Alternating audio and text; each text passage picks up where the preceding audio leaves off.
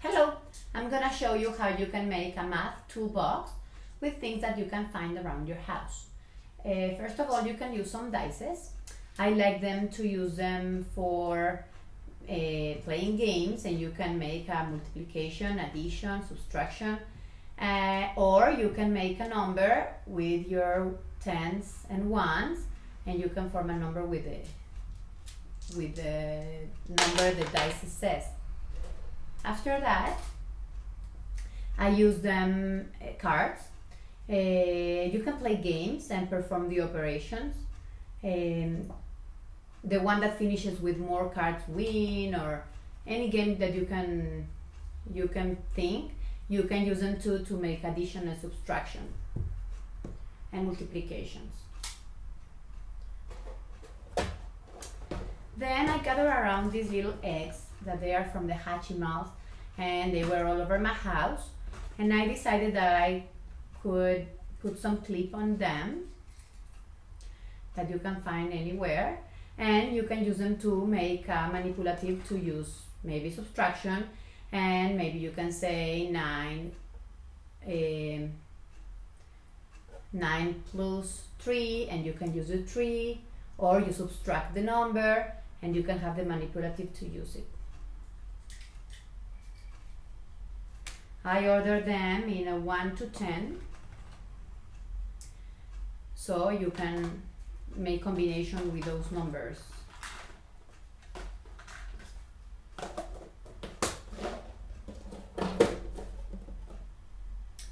After that, I decided that I had so many pipes cleaners over my house and some beadings, and I made tens with this. I made many. They were so easy to do, and you can have here in your little box, you can have ones, and you can start and make it with them, and you can make a 10, or you can undo them so easy. You can count them 1, 2, 3, 4, 5, whatever you need, or use them together and make 100 when you put them together. And it's easy to count 10, 20, 30, 40, and you can make them this way to make hundreds.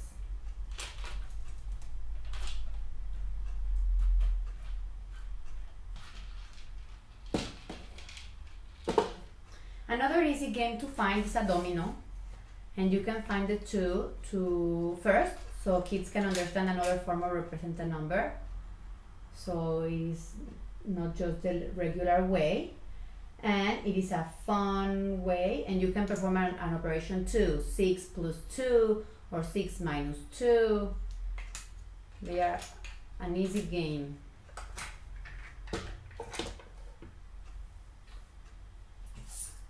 After that, I made a number line. The first one I did is from 1 to 20, and I use this clip, and you can pass from one number to the other. 6 plus 2, and you can find 1 and 2, or go backwards and you can make maybe 12 minus 3, 1, 2, 3.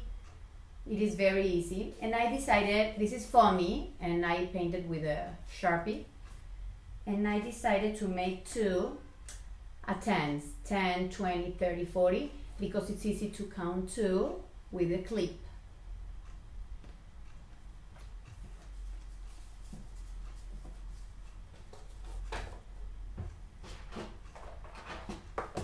Then I have these numbers around because I made them a long time ago, but I believe they are very useful. They are made from cardboard, and I paint them up because I have ones, tens, all the tens, the hundreds, and the signs for multiplication, subtraction, division, and I believe they are very useful to understand the place value, because you can put them like this, 89, and separate them to know that it's 80 plus 9, and use your manipulatives to form these numbers with concrete material.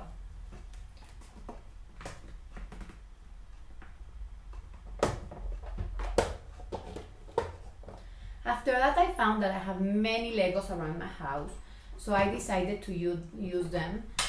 First, you can do seriation.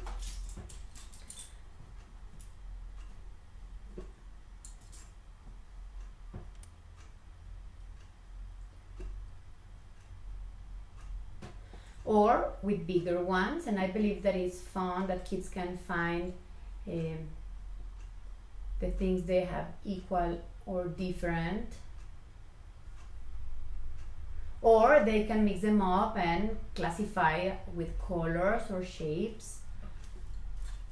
Besides, I made another box to do fractions. You can see how one whole can make two halves, or you can count them on and write 24 from 24, or if you have like this, you can have 12 of 24. And I found that I could gather around Legos from all shapes, all sizes. Even though they are not the same color, they are very useful. And you can write the fractions you can find and find equivalent fractions. Or with this. Even though they are very tiny, you can order them up. It is fun and it is easy to count them so they can understand fractions better.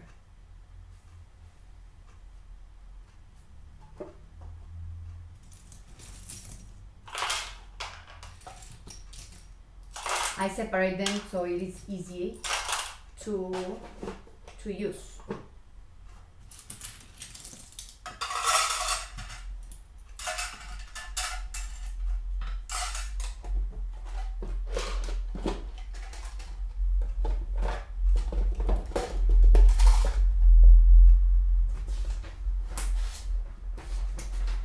Another easy tool to find, it's a ruler.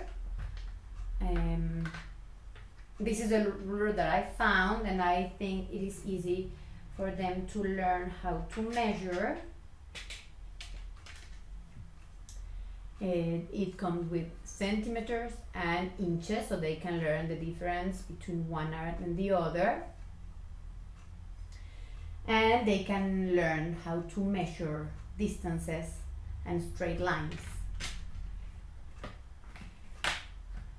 But another way to measure it can be with a flexible tape.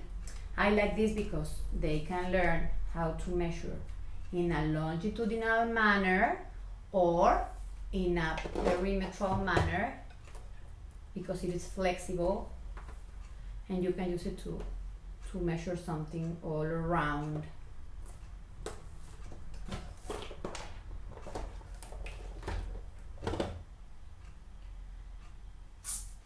I gather around some coins.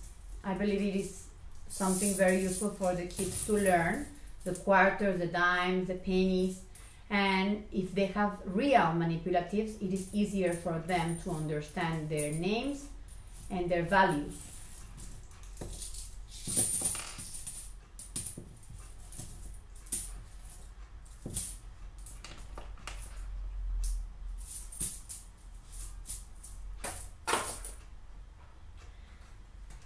Then I put on a clock.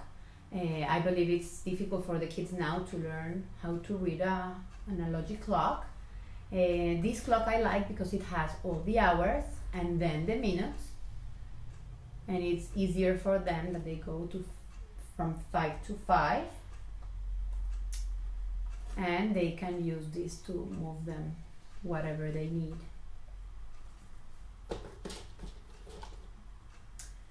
For geometry, I decided to use these sticks and some Play-Doh, and they can form shapes. They can do bidimensional shapes,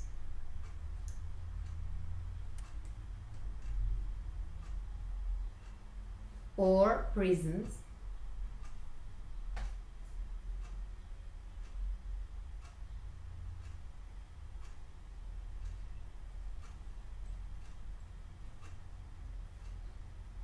And you can put them all around your classroom and learn about them.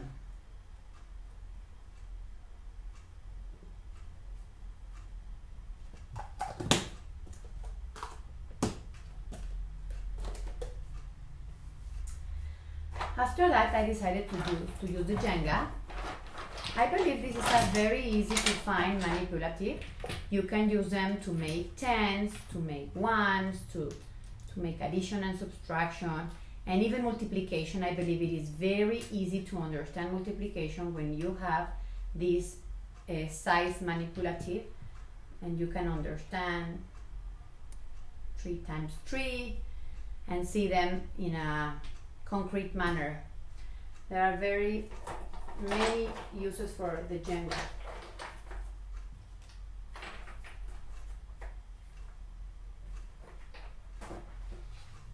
And after that, I use this whiteboard. I believe a whiteboard is useful to as a complementary tool for all these tools we have here. You can make tables to write here, no, ones, tens, or addition,